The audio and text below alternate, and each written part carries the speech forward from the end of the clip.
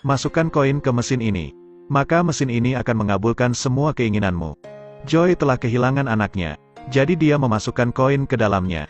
Menekan tombol untuk mencari anak. Mesin meminta foto anaknya. Setelah memastikan tidak ada orang di sekitar, dia mengeluarkan buku dari sakunya. Dan membalik beberapa halaman. Lalu menemukan gambar babi. Apa kau yakin ini seorang manusia? Joy tidak ragu untuk menekan yes.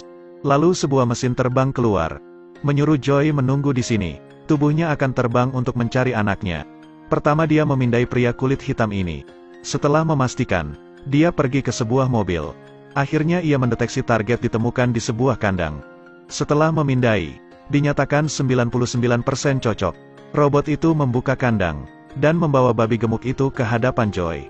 Setelah menyelesaikan misi, dia juga mengambil foto kenang-kenangan. Joy sangat senang bertemu dengan anaknya lagi. Dia meletakkan babi gemuk itu di perahu kecil dan bersiap pulang. Siapa sangka robot itu memberikan sinyal peringatan. Mengingatkan di perahu kecilnya ada bahaya. Tapi Joy mengusirnya. Tiba-tiba robot itu mengeluarkan tali dan membawa babi gemuk itu. Seorang pria tiba tepat waktu. Dia mengeluarkan pistolnya, tapi tembakannya mengenai tali itu. Melihat babi gemuk yang terluka, dia menembak robot itu lagi. Robot itu tiba-tiba meledak. Beberapa percikan kecil jatuh ke tangannya. Melihat tangannya terluka, Joy marah. Dia mengambil batu di sebelahnya lalu melemparkannya ke pria itu. Pria itu baru saja membunuh anaknya.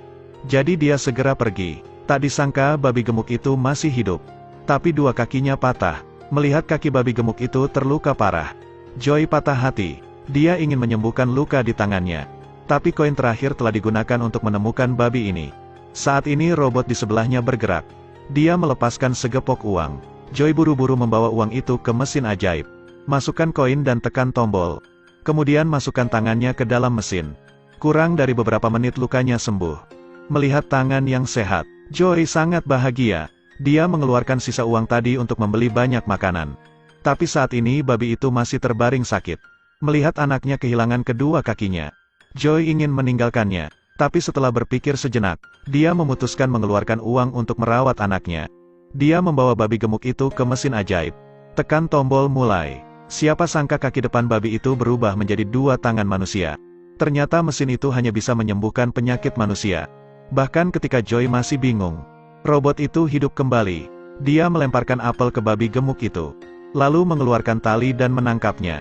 Tapi di tempat lain, pria jahat itu mengira Joy menculik babinya. Jadi dia memutuskan untuk membalas dendam pada Joy. Dia pergi ke mesin ajaib lalu mengeluarkan foto Joy. Setelah beberapa saat memeriksa, mesin otomatis mengeluarkan senjata dan medali. Jadi dia segera pergi untuk menemukan Joy. Dengan cepat mereka tiba di depan mesin ajaib. Pintu mesin tiba-tiba terbuka. Ada tangan yang keluar dari dalam. Ternyata babi gemuk itu sudah menjadi pemilik baru mesin ajaib ini. Karena pria itu sering menyiksa babi gemuk. Jadi babi itu memiliki kesempatan untuk membalasnya. Pria itu dengan cepat melarikan diri. Lalu Joy dan si babi gemuk hidup damai dan bahagia. Di gurun ada sebuah mutiara besar. Untuk melindunginya dibangunlah sebuah menara yang tinggi. Dikelilingi tembok kokoh. Jembatan membentang di kastil. Sekelompok prajurit muncul di bawah tembok. Tangannya memegang senjata. Berjaga sepanjang siang dan malam. Tapi hari itu ada badai. Para prajurit tahu bahaya akan datang. Mereka bersiaga. Selanjutnya langit tertutup pasir.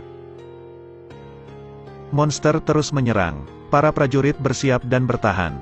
Tapi beberapa detik kemudian cakar tajam menembus tembok. Para prajurit sangat tegang. Monster berhasil menyerbu ke dalam kastil. Para prajurit tidak berhasil menghindar tepat waktu. Mereka tertimpa reruntuhan. Ternyata ini adalah kepiting raksasa. Ia menghujamkan cakar besarnya dan menghancurkan para prajurit. Sasarannya sangat jelas, yaitu mutiara di atas menara. Melihat monsternya semakin dekat, prajurit bergegas.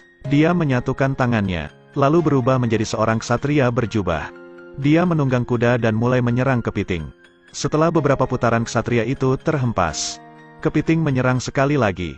Di saat yang genting ksatria mengeluarkan senjata di sampingnya, lalu menyerang kepiting raksasa. Pada titik ini dia mengerahkan seluruh kekuatannya. Saat ini, mutiara di menara memancarkan cahaya terang. Ksatria tampaknya mendapat kekuatan. Lalu sebuah pedang besar muncul dari dalam pasir. Saat sang ksatria hendak mati, sebuah gelombang besar datang dari belakang.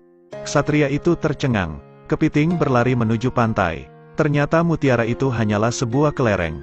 Dan menaranya hanyalah istana pasir yang dibangun anak-anak. Cerita pun berakhir. Terus ikuti Edelweiss Review untuk mendapatkan update cuplikan film berikutnya.